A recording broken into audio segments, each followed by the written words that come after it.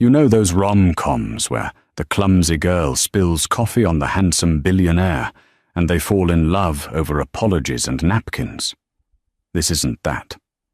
When Nora dumped a scalding dark roast onto the lap of Chicago's most feared syndicate boss, she didn't get a meet-cute.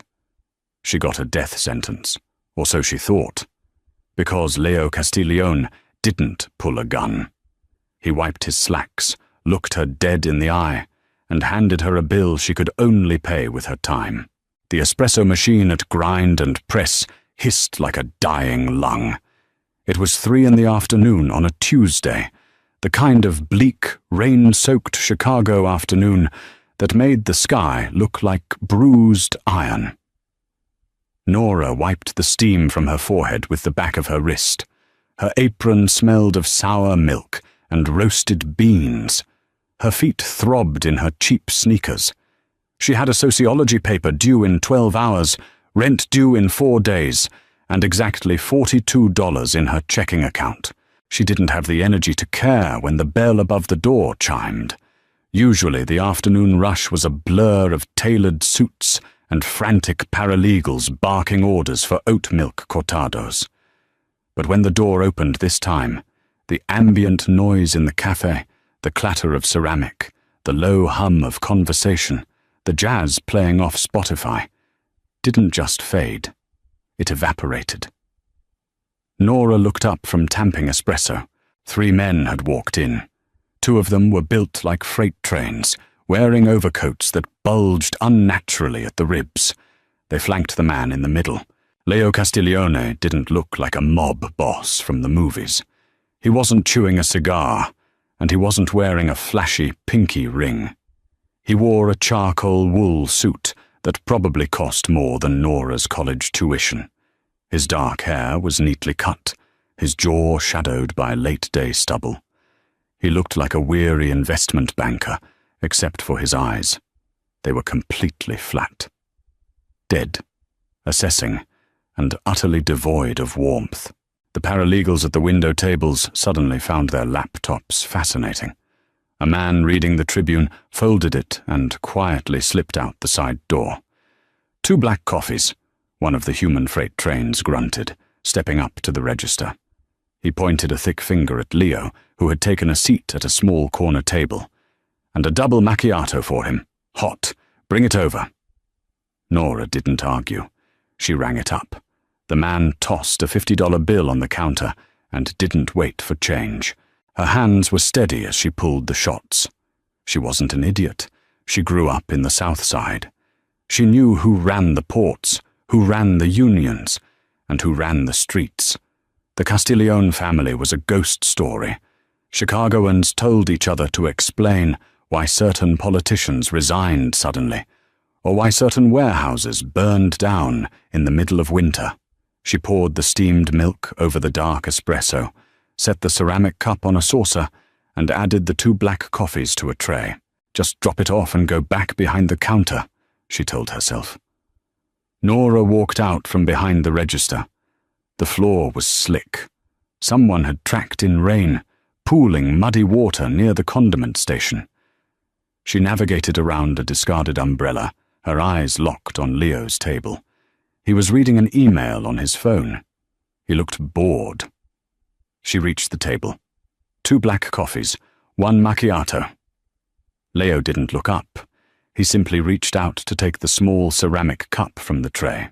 At that exact second, the heel of Nora's worn-out sneaker caught the edge of the pooling rainwater. Her ankle rolled. The tray tipped. Physics is a cruel, unforgiving thing. The 2 large black coffees slid first, hitting the edge of the table and shattering, sending a wave of 200-degree liquid directly into Leo Castiglione's lap. The macchiato followed, bouncing off his knee and splashing up his pristine white dress shirt. For 3 seconds, nobody breathed. The hiss of the espresso machine in the background suddenly sounded deafening. Nora was frozen, one knee on the wet linoleum, the empty tray clattering to the floor. The 2 bodyguards moved instantly. Hands went into their coats. Leo stood up. He didn't shout. He didn't flinch. The scalding coffee was soaking through his trousers, burning his skin. But his expression didn't change. He looked down at the dark, spreading stain on his charcoal slacks. Then he looked down at Nora. Nora started. Her throat was bone dry. She wasn't going to apologize. Apologies were for stepping on toes. You didn't apologize for signing your own death warrant. I slipped. One of the guards, a man with a scar cutting through his left eyebrow, took a step forward, his hand fully gripping whatever was under his coat. Boss. Leo raised a single hand, just 2 fingers lifted in the air. The guard stopped dead. Leo reached onto the table, grabbed a stack of thin paper napkins, and began methodically dabbing at his shirt. The paper shredded instantly. He dropped the ruined napkins onto the table. "Get up," Leo said. His voice was a low, gravelly rasp. It wasn't loud, but it cut through the room like a razor. Nora stood. She felt a hysterical laugh bubbling in her chest, but swallowed it down like battery acid. She looked him in the eye. If he was going to have her dragged into an alley, she wasn't going to look at the floor. "Name," he said. "Nora." He studied her. He took in the faded apron, the bags under her eyes, the defiant jut of her chin, despite the fact that her hands were shaking. "Nora," he repeated, testing the syllables. "Do you know how much a bespoke suit from Savile Row costs, Nora?" "More than I make in a year," she said. It came out sharper than she intended. A tiny, almost imperceptible twitch happened at the corner of his mouth. Not quite a smile. $5,000. The shirt is another $800. You've also given me second-degree burns on my thigh, but I'll waive the medical fees out of generosity." "Generosity?" she echoed flatly. "I'm a businessman," Leo said softly, stepping closer. He smelled of rain, expensive cedar cologne, and the bitter coffee she'd just dumped on him. "You destroyed my property. You owe me a debt. I have $42. I don't want your money." He looked at his ruined clothes again, sighing faintly. "I need a shield, a civilian, someone perfectly, remarkably ordinary." His dark eyes snapped back to hers. "You're going to pay me back in time. Every Friday night, for the foreseeable future, you are going to put on a dress, and you are going to sit across from me at a restaurant, an opera, or a charity gala." Nora blinked. "You want me to pretend to date you? To pay off a dry cleaning bill?" "Replacement bill," he corrected smoothly. "And yes, the district attorney is currently attempting to paint me as a violent, unhinged sociopath, a steady, wholesome girlfriend from the South Side who works her way through college, does wonders for a man's public image." "And if I say no?" Leo leaned in. The air between them felt thick, charged with a quiet menace. "Then I collect the $5,800. Today." Nora looked at the 2 men standing behind him, hands still resting in their coats. She looked at her wet, cheap sneakers. She thought about her sociology paper. "What time on Friday?" she asked. By Thursday, Nora had convinced herself it was a hallucination induced by stress and caffeine withdrawal. Mob bosses didn't demand fake dating arrangements. That was the stuff of cheap paperback novels left behind in the staff break room. Real criminals broke your kneecaps and tossed you into the Chicago River. But at exactly 6:45 p.m. on Friday, a sleek, armored black town car idled at the curb in front of her dilapidated apartment building. Nora stood at her 3rd-floor window, watching it. The rain had stopped, but the streets were still slick, reflecting the neon sign of the liquor store across the street. She wasn't wearing a gown. She didn't own a gown. She wore her best black dress, a thrifted A-line that fit decently, and a pair of low heels she usually reserved for funerals and job interviews. Her phone buzzed. An unknown number. "Come down." She grabbed her coat. When she reached the sidewalk, the back door of the town car swung open. The driver didn't get out. He just unlocked it from the front. Nora slid into the leather interior. It smelled like new car and peppermint. Leo was sitting in the far corner. He was wearing a different suit. Midnight blue, perfectly tailored. He looked like violence wrapped in silk. He didn't look at her as she closed the door. He was tapping away on a tablet. "Nice to see you too," Nora muttered, pulling her coat tight around her. "Seatbelt," he ordered, his voice flat. She clicked the belt into place. "Where are we going?" "Dinner." He finally looked up, his eyes doing a quick, clinical sweep of her outfit. "Is that the best you have?" Nora flushed, defensive anger flaring instantly. "I owe you $5,000, not a fashion show. You wanted a wholesome working-class civilian. This is what we wear. It's called a budget." Leo held her gaze for a long moment. Then he nodded once. "Fair. It works." The car glided away from the curb, moving through the gritty streets of her neighborhood toward the glittering skyline of downtown. The silence in the car was heavy, oppressive. Nora wasn't good at silence. "So, what's the play here?" she asked, turning in her seat to face him. "Are we madly in love? Did we meet at a farmer's market? Do I need to gaze adoringly into your eyes while you order the hitmen around?" Leo locked his tablet and set it down. He turned his head slowly, looking at her like she was a mildly interesting bug under a microscope. "We met at your coffee shop," he said, his tone devoid of humor. "You spilled coffee on me.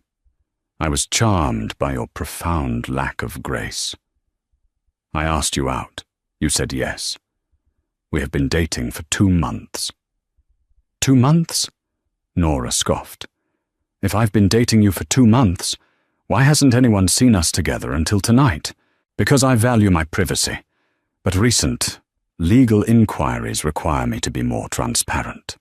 Right. The district attorney. Nora leaned back. You know, usually, people use PR firms to fix their image. They don't blackmail baristas. PR firms are predictable. The DA expects me to hire a firm.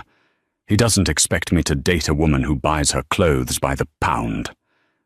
Nora opened her mouth to snap back, but he cut her off. Rule number 1, Leo said, leaning forward. The space between them vanished. He was suddenly very close, his voice dropping to a harsh whisper. When we are in public, you will smile. You will act relaxed. You will not flinch if a camera flashes. You will not speak to anyone about my business, my associates, or my schedule. I don't know anything about your business, she pointed out, her heart hammering against her ribs. Keep it that way. Rule number 2. If anyone asks, you like me. You think I'm misunderstood. You think I'm a legitimate logistics contractor. Logistics contractor. Got it. Rule number 3. He leaned back, the oppressive weight of his presence lifting slightly. Don't ask questions. Eat the food. Smile. Go home. How long is this going to last? She asked. Leo looked out the window at the passing city lights. Until the DA drops the RICO investigation, or until you pay off the suit, whichever comes first. Great. Can I get an itemized receipt for tonight's hours? He didn't laugh, but he didn't glare either. He just looked at her, his dark eyes unreadable. You're either very brave, Nora, or very stupid. I'm broke, she replied. It makes you immune to a lot of things. Fear is a luxury. For a second, something shifted in his expression. The flat, dead look vanished, replaced by a sharp, calculating gleam. He studied her face, as if seeing her for the first time. We're here, he said softly, as the car pulled up to the valet stand of Lumière, a restaurant that required reservations a year in advance. Leo opened his door and stepped out. He walked around to her side, opening the door and offering his hand. Nora looked at his outstretched hand. It was large, the knuckles slightly scarred, a stark contrast to the perfect cuff of his shirt. She placed her hand in his. His grip was firm, calloused, and surprisingly warm. "Smile, Nora," he murmured as the flash of a paparazzo's camera went off from across the street. "You're having the time of your life." Lumière was the kind of restaurant that made you feel poor the second you stepped on the carpet. It was quiet, hushed like a library, but the air smelled of truffles, seared butter, and old money. The lighting was dim, casting golden shadows over the patrons. When Leo walked in, the maitre d' practically bowed. "Mr. Castiglione, your table is ready." Nora kept her chin up, acutely aware of the stares. She felt the eyes of wealthy women in designer silks raking over her thrifted dress. They were trying to figure out the math. Why was the city's most dangerous phantom walking in with a girl who looked like she'd just gotten off a shift at a diner? Leo didn't seem to notice the stares. Or if he did, he didn't care. He guided her to a secluded booth in the back, shadowed by a large, sweeping indoor ficus. He pulled her chair out. It was a perfectly gentlemanly gesture, executed with the warmth of a military drill. They sat. A waiter materialized instantly, pouring sparkling water. "I don't know what to order," Nora said, looking at a menu entirely in French with no prices listed. "What's the exchange rate on fake dating?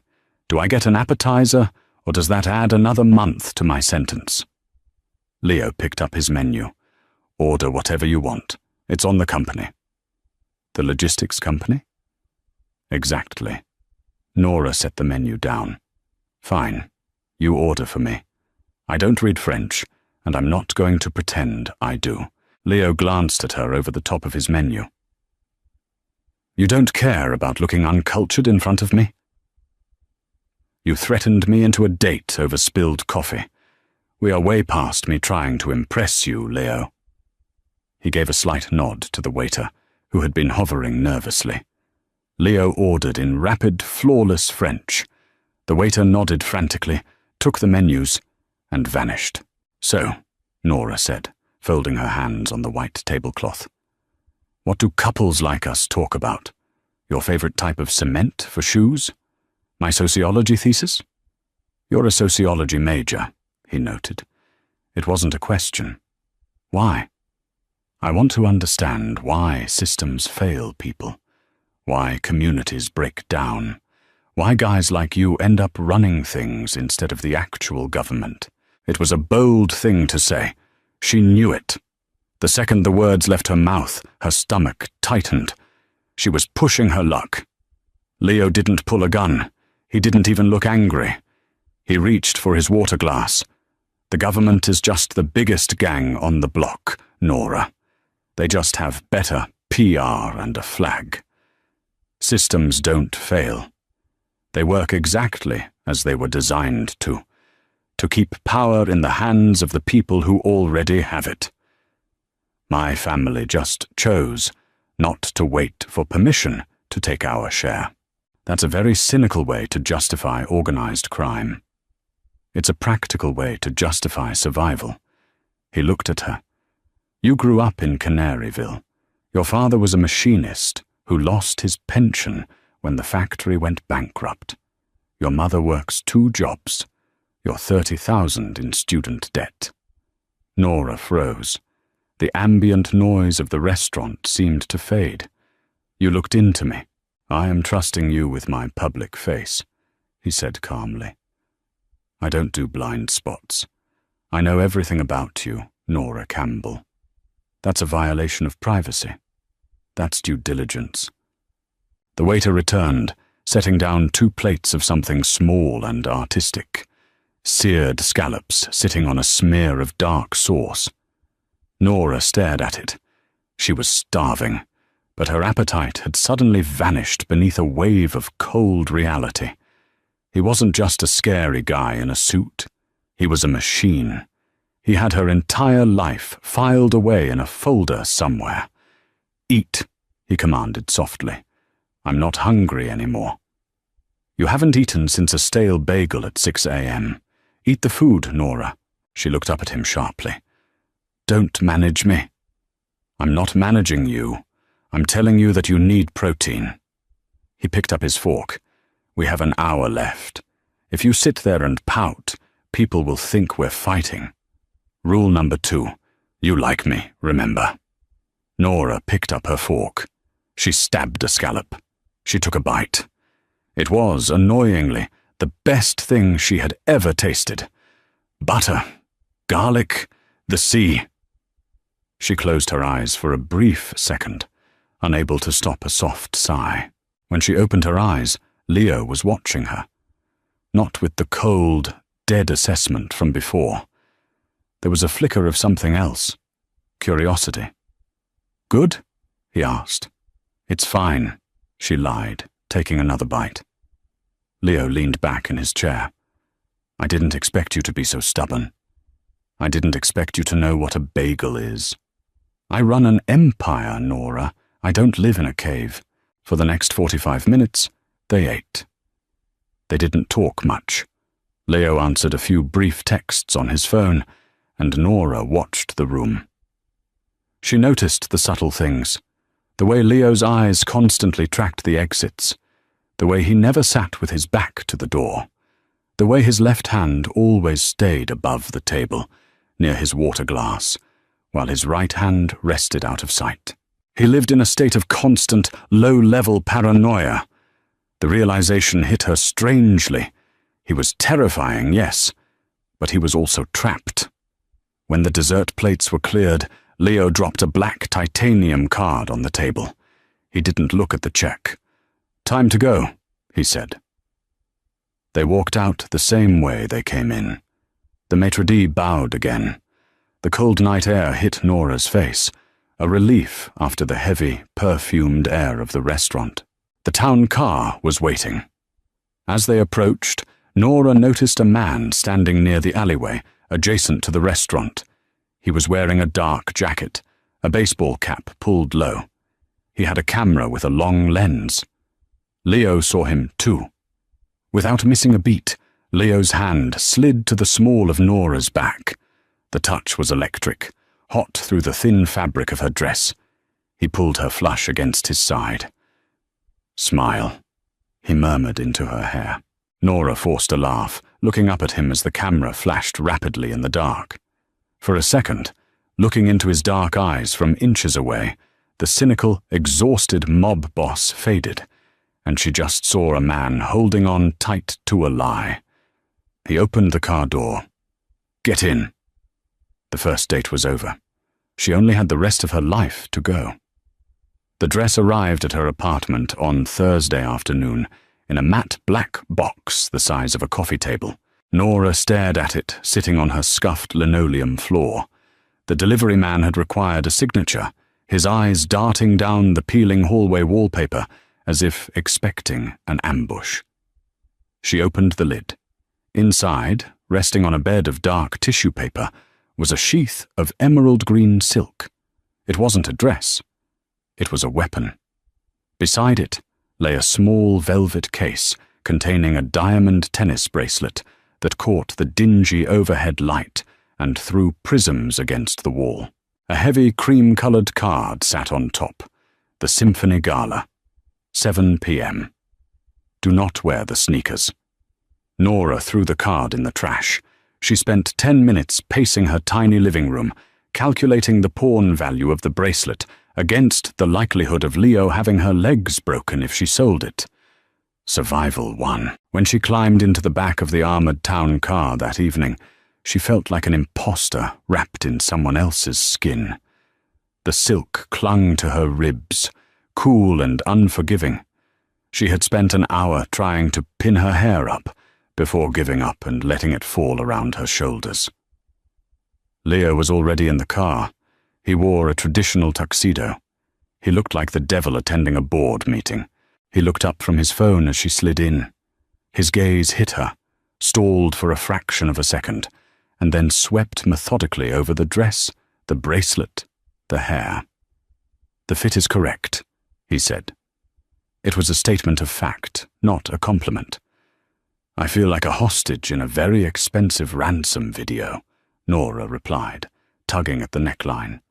"Who exactly are we performing for tonight?"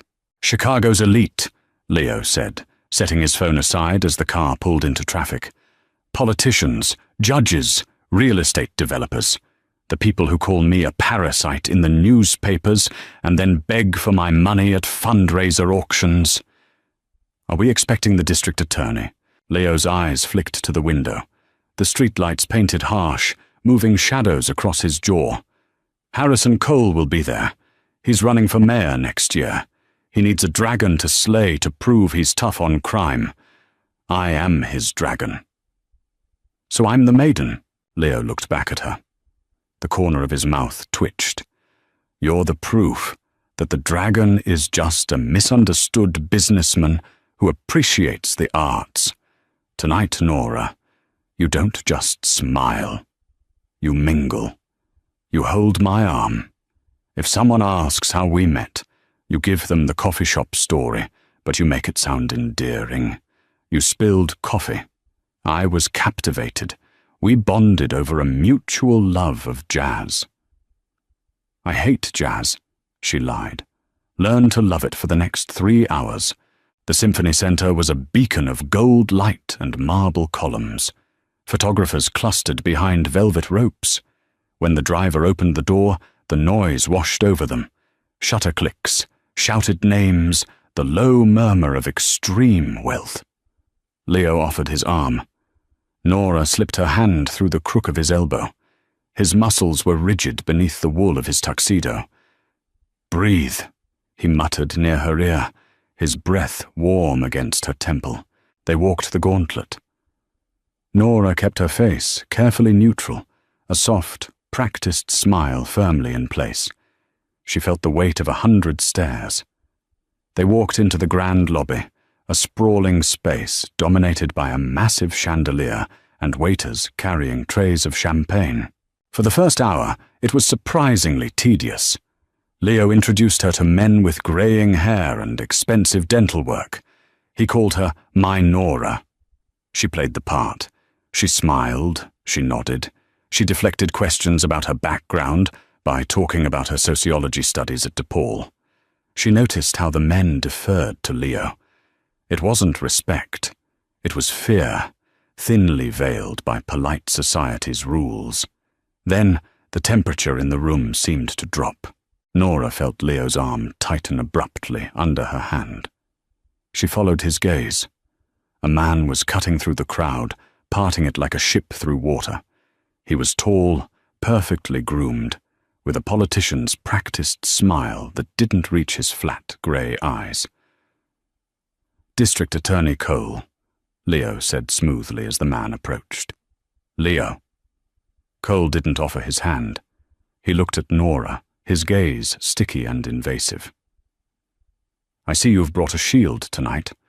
Or is it a humanizing prop?" Nora felt a spike of hot anger. "This is Nora," Leo said, his voice entirely devoid of inflection. "My girlfriend." Cole chuckled, a dry, papery sound. "Girlfriend? Of course. Tell me, Nora, does he let you read his ledgers, or do you just overlook the bodies in the river because he buys you pretty jewelry?" Leo shifted. It was a microscopic movement, but the air around them suddenly felt pressurized, dangerous. Nora didn't wait for Leo to speak. She stepped slightly forward, closing the distance between herself and the district attorney. "Mr. Cole," Nora said, keeping her voice sweet and entirely devoid of fear. "I'm a sociology major. I study institutional corruption. So if we're going to talk about bodies in the river, maybe we should start with the low-income housing contracts your office approved last year that ended up condemning 3 apartment blocks in Canaryville. The ones where 2 kids died in a fire because the fire escapes weren't up to code? Or is that not the kind of crime you prosecute? Cole's smile vanished. The silence between the 3 of them was absolute, a heavy, suffocating vacuum amid the noise of the gala. Leo didn't move, but she felt his hand slide down her arm, his fingers wrapping firmly around her wrist. A warning. Cole stared at her, his eyes hardening. You have a sharp tongue for a barista. And you have a short memory for a public servant, Nora shot back. Careful, Leo, Cole said softly, looking back at the mob boss. Your pet is going to bite the wrong person one of these days. Enjoy the symphony. While you can. Cole turned and walked away. Nora let out a shaky breath, her adrenaline crashing instantly. Her hands were trembling. She reached for a glass of champagne from a passing waiter and took a long, unladylike gulp. Leo was staring at her. The dead, flat look was gone entirely. He looked stunned, the mask slipping for a fraction of a second to reveal the calculating, deeply intelligent man underneath. Did you just threaten the district attorney of Chicago in the middle of a gala? Leo asked. His voice was a low rasp. He called me a prop, Nora said, gripping the stem of her glass. And he's a hypocrite. He took kickbacks from developers. Everyone on the South Side knows it. He just buried the paperwork. Leo didn't scold her. He didn't tell her she had broken the rules. He just reached out, took the half-empty champagne glass from her trembling hand, and set it on a nearby table. Come with me, he said. He didn't take her home.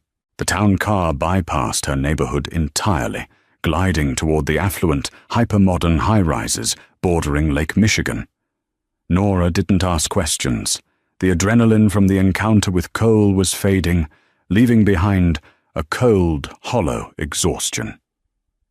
The car descended into an underground garage. A private elevator took them directly up to the top floor. When the doors opened, Nora stepped into Leo's penthouse. It was exactly what she expected, and exactly what she feared.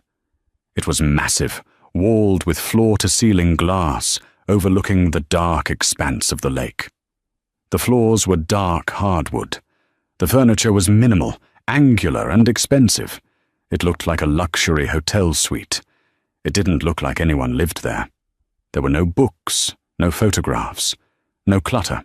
You can take your shoes off, Leo said, unbuttoning his tuxedo jacket and tossing it over the back of a stark white leather sofa. He walked toward a sleek, brutalist kitchen island. Do you drink whiskey? I drink cheap beer and tap water, Nora said, slipping off her heels. The hardwood was cold beneath her feet. Whiskey is fine. He poured 2 glasses of amber liquid from a crystal decanter. He walked back to the living room and handed her one. He didn't sit. He stood by the glass wall, looking out at the city lights. Nora took a sip. It burned going down, spreading a heavy warmth in her chest. She sank into the edge of the sofa. Why did you bring me here? She asked. The silence in the apartment was ringing in her ears. Leo took a slow drink of his whiskey. He didn't turn around. Because Cole is an animal, a smart, desperate animal. He's going to run a background check on you by morning. He's going to look for leverage. I don't have any leverage. I don't have anything. Everyone has something, Leo said. He turned to face her. The harsh, overhead track lighting caught the exhaustion lining his eyes. The pristine mob boss image was fracturing, just a little. He looked tired, deeply, fundamentally tired. Your mother, your father's medical bills, your student loans. He will find a pressure point, and he will press it to see if you crack. Nora's grip on the glass tightened. Can he do that? He can do whatever he wants. He has a badge. Leo set his glass down on a glass coffee table. He walked over and sat on the opposite end of the sofa. The physical distance between them felt deliberate. a boundary line. I didn't ask for this, Nora said quietly. The reality of the situation was settling over her like a heavy, suffocating blanket. I just spilled a cup of coffee. I know. Then let me go. You got your photo up. Cole saw us. Let me go back to my life. Leo looked at his hands. If I cut you loose now, Cole will know it was a setup. He'll haul you into an interrogation room and threaten you with obstruction until you testify that I hired you to deceive his office. I won't talk. Yes, you will, Leo said flatly. You're brave, Nora. But you aren't built for a concrete room. They will break you in 2 hours. And then they will come for me. He looked up, his dark eyes locking onto hers. I can't let you go. You're in it now. Nora stared at him. You trapped me. Yes. The honesty was worse than a lie. He wasn't apologizing. He was just stating the grim physics of his world. How do you live like this? She asked, the question slipping out before she could stop it. Looking over your shoulder, trusting nobody, living in a museum. She gestured to the sterile apartment. Leo leaned forward, resting his elbows on his knees. I didn't choose this life, Nora. My father built the syndicate. When he had his stroke 5 years ago, my older brother was supposed to take over. But my brother was careless. He started a war with the Russian factions. He got himself killed. The family needed a manager. Someone who didn't lead with his temper. Someone who treated the blood like a balance sheet. So you stepped in. I stepped in to stop the city from burning down, and now I manage the fire. He looked at her, his expression unreadable. I know what you think of me. You think I'm a parasite, a monster. I think you're a man who has convinced himself that he has no choices, Nora said evenly. A heavy silence stretched between them. Leo didn't argue. He just watched her, his eyes tracing the line of her jaw, the messy hair framing her face. The dress is yours, he said quietly. Keep the bracelet, too. If things go wrong, sell it. It'll cover your tuition. Nora looked down at her lap. She felt a strange, terrifying ache in her chest. It wasn't fear. It was pity. The ruthless Leo Castiglione, the Phantom of Chicago, was just a man trapped in a golden cage, handing out diamonds because he didn't know how to hand out trust. I'll see you on Friday, she said. Tuesday morning smelled like burnt toast and stale espresso. Nora wiped down the counter at Grind and Press, her mind running on a loop of the past weekend. The gala, the DA, the quiet, heavy silence of Leo's penthouse. Her normal life felt thin and papery now, like a movie set she could poke her finger through. The bell above the door chimed. The cafe was empty. It was the mid-morning lull. Nora didn't look up immediately, throwing the damp rag into the bus tub. Be right with you. Take your time, sweetheart. The voice wasn't irregular. It was thick, raspy, carrying a heavy Bronx accent that didn't belong in Chicago. Nora looked up. A man was leaning against the pastry case. He wore a cheap leather jacket over a faded t-shirt. He had a thick neck, a flattened nose that had been broken more than once, and a crude tattoo of a spiderweb creeping out from under his collar. He wasn't one of Leo's men. Leo's men wore bespoke suits and carried themselves with quiet, lethal discipline. This man looked like a blunt instrument. Can I get you something? Nora asked, keeping her voice steady. The man smiled. His teeth were stained. Just a coffee. Black. Like the boss likes it. Nora's blood turned to ice water. She stood frozen behind the register. You're the girl, right? The man tapped thick fingers against the glass of the pastry case. Leo's little charity project, the one making the papers. I don't know what you're talking about, Nora said. She reached under the counter, her hand hovering inches from the silent alarm button. "Sure you don't." He chuckled, stepping away from the case and moving to the side of the counter, leaning in close. He smelled like stale cigarettes and cheap mints. "Name's Russo. I work for a competitor out of the South Side ports. Your boyfriend has been stepping on our shipping lanes. He's been ignoring our calls." "I make coffee," Nora said, her voice dropping. "I don't know anything about shipping lanes." Russo reached out with blinding speed and grabbed her wrist. His grip was like a vice, pinning her hand against the cold steel of the espresso machine. Nora gasped, trying to yank her arm back, but he was immovable. "Tell Castiglione he needs to answer his phone," Russo whispered, his breath hot against her face. "Tell him that dragging civilians into a turf war is bad for business. Tell him we know where you work. We know where your mother works. Accidents happen every day, sweetheart." He squeezed her wrist harder. Bone ground against bone.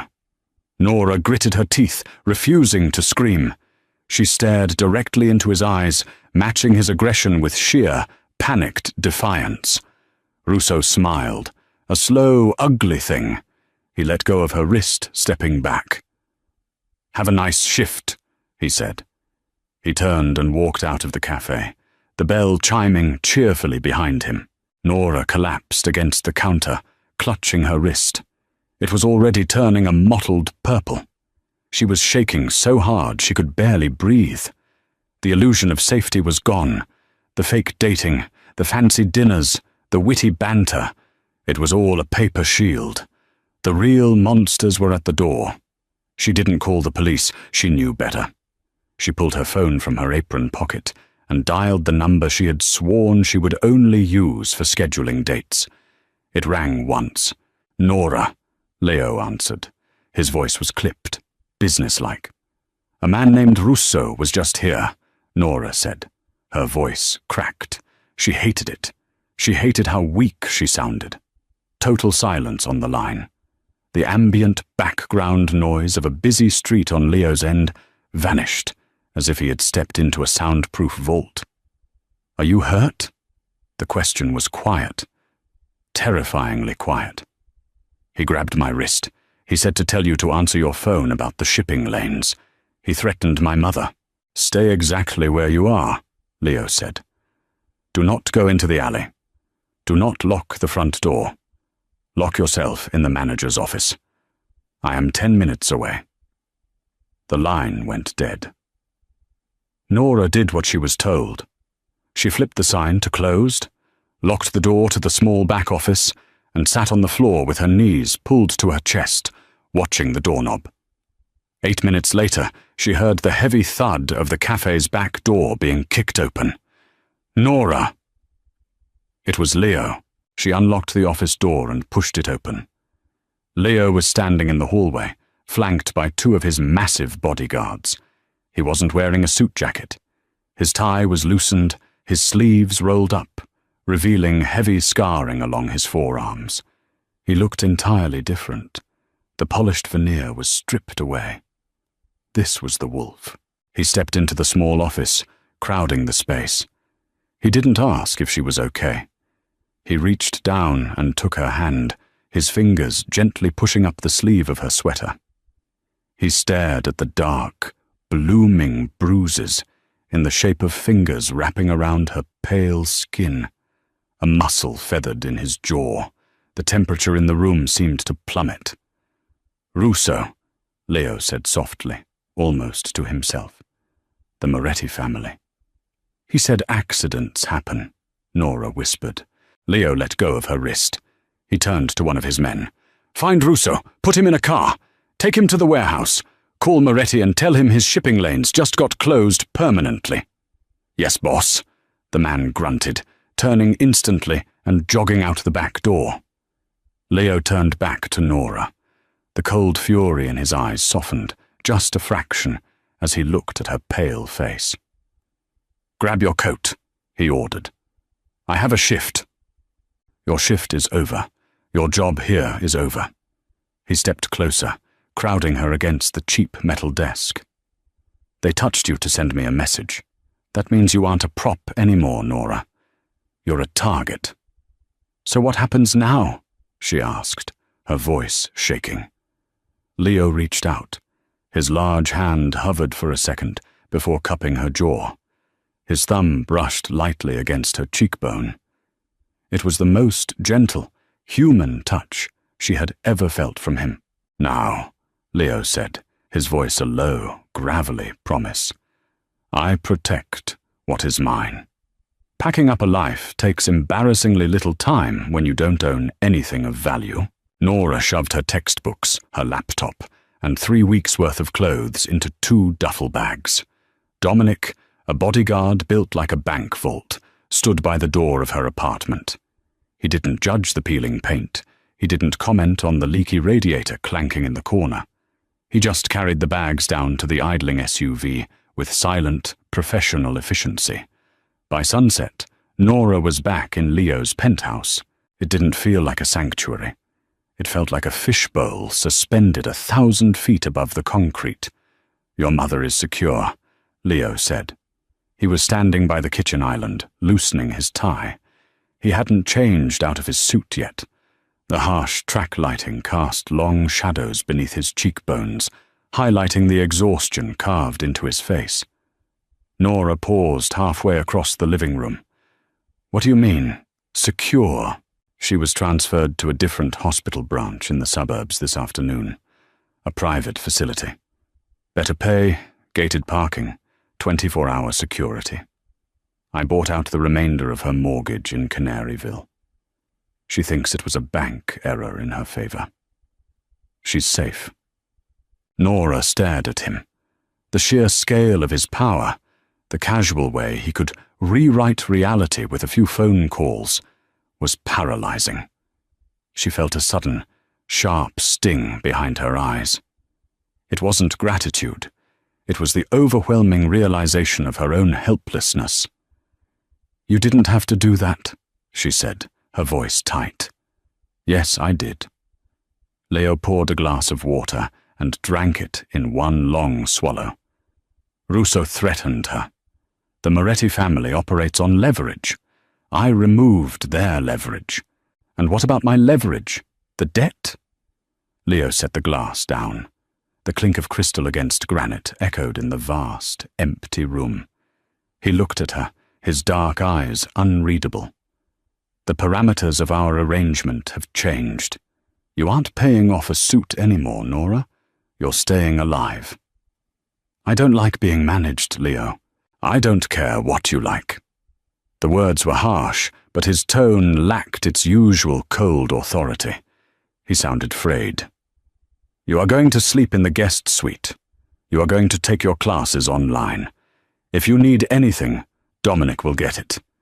You do not leave this building without me. Understood? Are we prisoners now?" "We are at war," he corrected quietly. For the next 4 days, they lived like ghosts, haunting the same museum. Nora studied at the dining table, the glow of her laptop screen the only warmth in the sterile room. Leo worked in his office. He took calls in Italian, his voice low, sharp, and increasingly violent. Men in dark coats came and went at all hours, speaking in hushed, urgent tones. The fake dating charade was dead. There were no cameras here, no galas, no PR stunts for the district attorney. Strip away the bespoke suits and the flashing bulbs, and all that was left was a man trying to hold a crumbling empire together with his bare hands. On Thursday night, the rain returned, violently lashing against the floor-to-ceiling windows.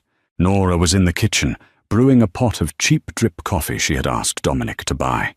The hyper-expensive espresso machine in Leo's kitchen intimidated her. She liked the bitter, burnt smell of the cheap stuff. It smelled like home. Leo walked in.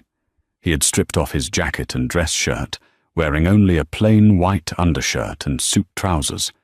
The scars Nora had glimpsed at the cafe were fully visible now. A jagged line across his left shoulder, a puckered starburst of tissue near his ribs, gunshot wounds, knives, the physical ledger of his life. He didn't say a word. He just walked to the island, pulled out a stool, and sat heavily. He rubbed his face with both hands, letting out a breath that sounded like a dying engine. Nora poured a second mug of coffee. She slid it across the granite counter toward him. He lowered his hands and stared at the dark liquid. He picked it up and took a sip. He didn't grimace at the cheap, acidic taste. Moretti hit 2 of our warehouses on the south side an hour ago, Leo said. The admission was startling. He never talked to her about the business. 3 of my men are in the morgue. Nora stopped wiping the counter. She looked at him. The mob boss armor was completely gone. He was just a man drowning in a sea of blood. "I'm sorry," she said. It felt inadequate, but it was all she had. "Don't be." Leo kept his eyes on the mug. They knew the risks when they took the oath. This is the life. Do you ever think about walking away? He looked up at her, a bitter smile twisting his lips. Walk away to where, Nora? To a cabin in the woods? Men like me don't get to retire. We either die in a suit or we die in a cell. The best I can hope for is to keep the collateral damage to a minimum. Like me, like you. Leo's gaze dropped to her wrist. The bruising from Russo's grip had faded to a sickly yellow, but it was still visible. He reached out across the island. His fingers gently traced the edge of the bruise. His touch was feather-light, completely at odds with the violence of his world. "I shouldn't have brought you into this," he whispered. "It was arrogant. I thought I could control the board. I didn't anticipate the DA squeezing Moretti, and Moretti squeezing me back." Nora didn't pull her hand away. The cold, cynical barrier she kept between them was cracking. She realized, with a terrifying jolt of clarity, that she didn't hate him anymore. She hated his world, but she didn't hate the man sitting in front of her. "I spilled the coffee," Nora said softly. "I started it." "No." Leo looked directly into her eyes. The intensity in his stare was suffocating. "I saw you 3 weeks before that, at the cafe. I watched you argue with a guy who cut the line, and I watched you give a free pastry to a homeless kid shivering by the door. I chose you, Nora. The coffee just gave me the excuse." The breath caught in her throat. Before she could process the confession, the private elevator at the end of the hall chimed. Leo's demeanor changed in a fraction of a millisecond. The vulnerability vanished. His spine snapped straight, his hand dropping to the holster strapped to the underside of the kitchen counter. The elevator doors slid open. Dominic stepped out, his suit torn, blood smudged across his jaw. "Boss," Dominic gasped. "Moretti isn't hitting the warehouses anymore. He's coming for the head." "Get your shoes," Leo ordered. He was already moving, tossing a bulletproof vest at Dominic before throwing open a hidden panel in the hallway wall. He pulled out 2 matte black handguns and a tactical shotgun. Nora didn't ask questions. The cynical Southside girl in her knew exactly what was happening. When the sharks smell blood, they don't stop swimming until there's nothing left but bone. She ran to the guest suite, shoved her feet into her sneakers, and grabbed her heavy coat. When she returned to the living room, Leo was racking the slide of a handgun. He shoved it into his waistband and grabbed his suit jacket. "They bypassed the lobby security," Dominic said, checking his magazine. "2 teams coming up the stairs. The elevator is locked down, but they have breaching charges. We have maybe 3 minutes." "The roof," Leo said. "The chopper is on standby." He grabbed Nora's hand. His grip was tight, desperate. "Do exactly what I say. Do not hesitate. Do not freeze." "I won't," she promised. Her voice was remarkably steady. Fear had bypassed her nervous system entirely, replaced by cold, hard adrenaline. They ran, out the back door of the penthouse, up a narrow concrete service stairwell. The air was freezing. The echo of their footsteps was deafening. 2 floors down, Nora heard the muffled, concussive thud of a breaching charge blowing the penthouse door off its hinges. They hit the roof. The wind coming off Lake Michigan hit them like a physical blow, howling over the gravel. The rain was sleet now, biting into Nora's face. 50 yards away, a sleek black helicopter sat on the helipad, its rotors slowly beginning to spin up. "Move!" Leo shouted over the wind. They sprinted across the open roof. 30 yards. 20 yards. The metal door to the main stairwell burst open. "Down!" Leo roared, shoving Nora violently to the gravel. The night ripped open. The deafening crack of automatic gunfire echoed over the wind. Concrete chips exploded from the low retaining wall, inches from Nora's head. She covered her ears, pressing her face into the wet gravel, tasting dirt and copper. Leo was a machine. He dropped to one knee, ignoring the bullets snapping the air around him, and returned fire. 2 quick, rhythmic shots. A man by the stairwell crumpled. Dominic was laying down, suppressing fire with the shotgun, retreating toward the chopper. "Crawl!" Leo ordered Nora, grabbing the collar of her coat and dragging her forward. They scrambled toward the helicopter. The deafening roar of the rotors was drowning out the gunfire. A bullet sparked off the metal skid of the chopper. Leo threw Nora into the back seat. She scrambled across the leather, pressing herself flat against the floorboards.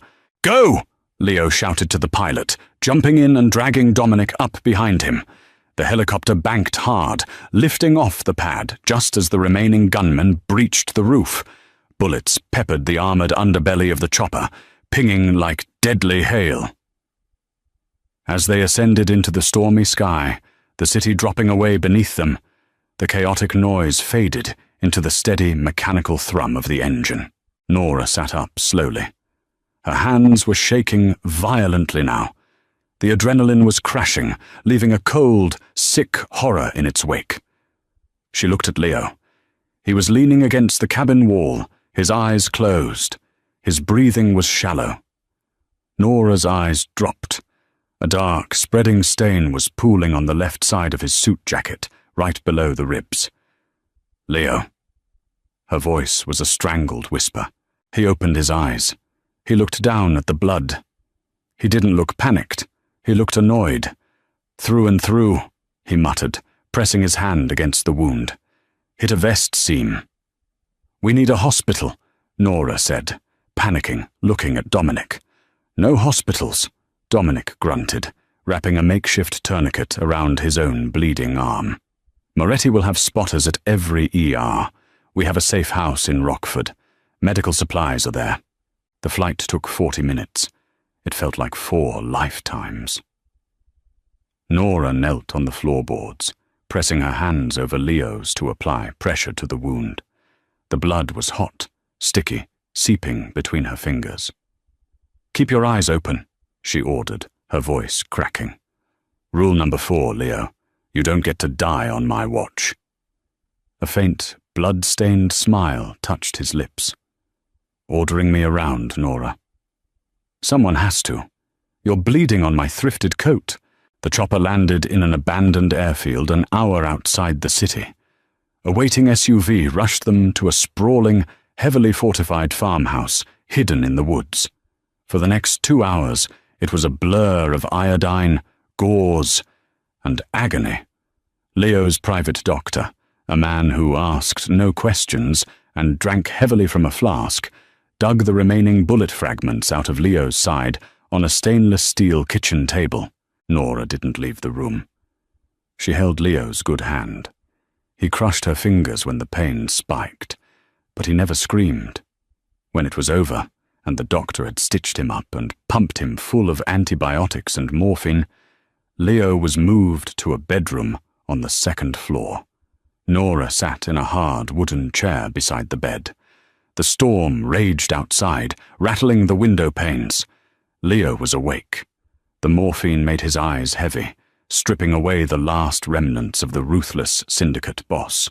"You didn't run," he murmured, his voice slurred. "On the roof. You didn't freeze." "I grew up in Canaryville," Nora said quietly, wiping a damp washcloth across his forehead. "You learn how to hit the deck when the fireworks sound wrong." Leo turned his head, looking at her in the dim light. "I'm going to end this tomorrow. Moretti. The war. I'm going to burn his house to the ground." "I know." "And then you go back to your life." Nora's hand paused on his forehead. "What?" "The DA." Leo swallowed hard. "Harrison Cole. I have his ledgers, the kickbacks, the bribes, the Canaryville fire reports. I secured them yesterday. I'm sending them to the feds tomorrow morning. Cole will be indicted by noon. The investigation into me will die with his career." Nora stared at him. "You had the leverage the whole time." "I was waiting for the right moment to play the card." "The debt is paid, Nora. You survived the gala. You survived tonight. Tomorrow, you are free." He closed his eyes, the drugs finally pulling him under. Nora sat in the quiet room, listening to the steady rhythm of his breathing. She looked down at her hands, still faintly stained with his blood. He was setting her free. It was exactly what she had demanded from day one. So why did it feel like a cage door slamming shut? The fall of Harrison Cole was swift, brutal, and entirely public. 3 days after the shootout on the roof, Nora sat in the back booth of Grind and Press, watching a muted television screen mounted on the wall. The breaking news banner flashed red. "District Attorney indicted on federal corruption charges." The footage showed Cole, looking disheveled and pale, being escorted into a black SUV by FBI agents. The underworld war ended with a whisper, not a bang. Moretti's top lieutenants, realizing Leo had survived the hit and was now entirely off the leash, turned on their boss to save themselves. Moretti vanished. The shipping lanes returned to normal. The city took a collective, shuddering breath and went back to ignoring the monsters in the shadows. Nora took a sip of her black coffee. It tasted like ash. She had gone back to her apartment. Leo had arranged the transport. He hadn't said goodbye. He was busy managing the fallout, solidifying his territory. He had sent Dominic to drop her off with a heavy envelope containing $20,000 in cash. "Hazard pay," Dominic had grunted. Nora hadn't touched the money. It sat on her rickety kitchen table, a mocking reminder of her price tag. The bell above the cafe door chimed. Nora didn't look up. She was reviewing her sociology notes, trying desperately to force her brain back into the mundane reality of college life. Footsteps approached her booth. They didn't pass by. They stopped. Nora looked up. Leo was standing there. He wasn't wearing a bespoke suit. He wore dark jeans, a black sweater, and a leather jacket. He moved a little stiffly, favoring his left side where the stitches pulled. But he looked alive. The crushing, dead exhaustion in his eyes was gone. The cafe patrons didn't flee this time. Without his bodyguards, without the tailored armor of his power, he just looked like a startlingly handsome man grabbing a midday coffee. "Is this seat taken?" Leo asked. Nora stared at him. Her heart executed a violent, erratic rhythm against her ribs. "I thought you were busy running the city." "The city runs itself," Leo said, sliding into the booth opposite her. "I just take the toll." He looked at her notes, then at the empty mug in front of her. "I came to collect the rest of the debt." Nora's jaw tightened. "The debt is paid. You said so yourself. Cole is gone. The fake dating is over." "The fake dating is over," Leo agreed smoothly. He reached into his jacket pocket and pulled out a folded piece of paper. He slid it across the table. Nora picked it up. It was the original dry-cleaning receipt for the Savile Row suit. $5,800. Across the bottom, written in sharp, bold ink, were the words, "Paid in full." "Then why are you here?" she asked, her voice dropping to a whisper. Leo leaned forward, resting his forearms on the table. He didn't look at the room. He didn't track the exits. He looked only at her. "Because I lied," he said. "When I brought you to that first dinner, I told you I needed a shield. I needed someone ordinary. But I didn't want a shield, Nora. I wanted an anchor. I wanted someone who wasn't afraid to look at me and tell me I was full of shit. Someone who wouldn't flinch. You didn't flinch." "I was terrified," she admitted, "but you stayed. You held my hand while I bled. You commanded me not to die." A genuine, entirely unguarded smile broke across his face, transforming him completely. "I owe you my life, and since I am a businessman, I prefer to settle my accounts." "I don't want your money, Leo." "Good, because I'm not offering money." He reached across the table and covered her hand with his. His calluses scraped gently against her knuckles. "I demanded a lifetime of dates as repayment for a ruined suit. The suit is paid for. So now, I am formally asking for one real date. No cameras, no bodyguards, no PR strategy. Just you and me." Nora looked down at their joined hands. The cynical voice in her head screamed at her to run. He was a criminal. He was danger incarnate. Her life would never be simple, never be safe. But as she looked up into his dark eyes, she realized safety was an illusion anyway. The world was cold and corrupt, whether you hid from it or not. She would rather face the fire with the wolf standing by her side. "I'm a college student on a budget," Nora said, her lips curving into a slow, defiant smile. "I don't eat at places with French menus. I eat pizza, the greasy kind." Leo's thumb brushed the back of her hand. "I know a place. And if you ever try to manage my life again, or secretly pay off my mother's mortgage behind my back, I will dump a pot of scalding drip coffee on your head. On purpose." Leo laughed. It was a rich, deep sound that turned the heads of the people at the counter. "Understood," he said softly. Nora flipped her notebook shut. She stood up, pulling her thrifted coat over her shoulders. She didn't have a $5,000 dress. She didn't have a diamond bracelet. But as Leo Castiglione stood up, placed his hand on the small of her back, and guided her out of the cafe and into the bustling Chicago streets, she knew one thing for certain. She owned him. Did you enjoy this dark, grounded journey into the Chicago underworld?